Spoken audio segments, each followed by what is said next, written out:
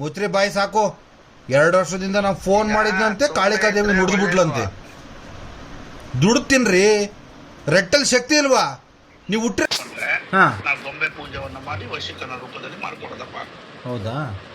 ಅವನಪ್ಪ ದುಡ್ಡು ಕಳಿಸ್ತೀರಾ ಇಲ್ಲ ಅಂತ ಹೇಳ್ತಾ ಇಲ್ಲ, ಆದ್ರೆ ಅವರು ಸೇಮ್ ಆಗ್ತಾರ ಇಲ್ಲೋ ಅನ್ನೋ ಅಲ್ಲ, ವಶೀಕರಣ ಮಾಡ್ಕೊಡ್ಬೋದು. ಫಸ್ಟ್ ನಿಮ್ಮ ಫೋಟೋ, ನಿಮ್ಮ ಹೆಸರು, ಅದು ಏನಿದೆ ಕಳಿಸ್ಕೊಡಿ ನನಗೆ.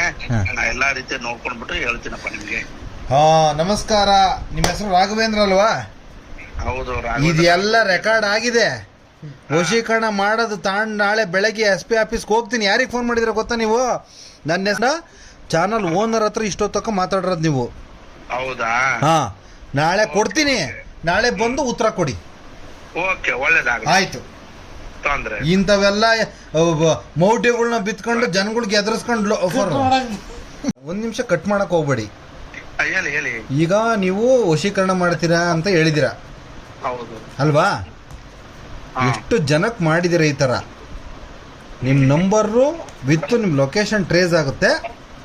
ನಾಳೆ ಕಂಪ್ಲೇಂಟ್ ಆಗುತ್ತೆ, ಬಂದು ಉತ್ತರ ಕೊಡಬೇಕಾಗುತ್ತೆ ಇದಕ್ಕೆ. ಏನ್ ತಿಳ್ಕೊಂಡಿದ್ದೀರ ನೀವು? ಹಾ, ಓಕೆ, ಒಳ್ಳೇದಾಗ್ಲಿ. ತೊಂದ್ರೆ ದುಡ್ದು ತಿನ್ರಿ ರೀ ಸ್ವಾಮಿ, ದುಡ್ದು ತಿನ್ರಿ, ಒಡ ತಿನ್ನಕ್ ಹೋಗ್ಬೇಡ್ರಿ. ಮುಚ್ರಿ ಬಾಯಿ ಸಾಕು. 2 ವರ್ಷದಿಂದ ನಾವು ಫೋನ್ ಮಾಡಿದ್ನಂತೆ, ಕಾಳಿಕಾದೇವಿ ನುಡಿದ್ಬಿಟ್ಲಂತೆ. ದುಡ್ಡು ತಿನ್ರಿ, ರೆಟ್ಟಲ್ ಶಕ್ತಿ ಇಲ್ವಾ? ನೀವು ಹುಟ್ಟಿರೋದು ಏನಕ್ಕೆ? ಈ ಥರ ಎದುರಿಸ್ಕೊಂಡು ಬೆದರಿಸ್ಕೊಂಡು ಮೌಢ್ಯಗಳನ್ನೆಲ್ಲ ಬಿತ್ಕೊಂಡು ಜನಗಳ್ಗೆ ಎದುರಿಸ್ಕೊಂಡು ಬೆದರಿಸ್ಕೊಂಡು ತಿನ್ನದ? ಈ ಅನ್ನ ತಿಂದ್ರೆ ಜೀರ್ಣ ಆಗಲ್ಲ. ನಾನ್ ನಿನ್ಗೇನು ಬೆದರಿಸ್ದೆ, ಒದರಿಸ್ದೆ, ಏನಂತ ಹೇಳಿದೆ? ಮತ್ತೆ ಏನಂತ ಹೇಳ್ದಪ್ಪ? ಏನಂತ ಹೇಳ್ದೆ ಅವಾಗ್ಲಿಂದ? ವಶೀಕರಣ ಮಾಡ್ತೀನಿ. ನಾನು ಮಾಡು, ಮಾಡ್ಕೊಡ್ತೀನಂತ ವಶೀಕರಣ ಮಾಡು. IAS ಬರೀತಾಳೆ. ವಶೀಕರಣ ಮಾಡ್ಕೊಡು ಅಂತ ಹೇಳಿ ರೆಕಾರ್ಡ್ ಐತೆ, ಎಲ್ಲ ರೆಕಾರ್ಡ್ ಮಾಡಿದೀವಿ.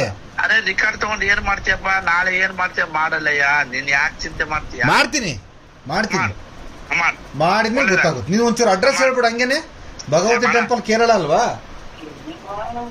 ನಿಮ್ಗೆ ಅಡ್ರೆಸ್ ಕೊಡಪ್ಪ.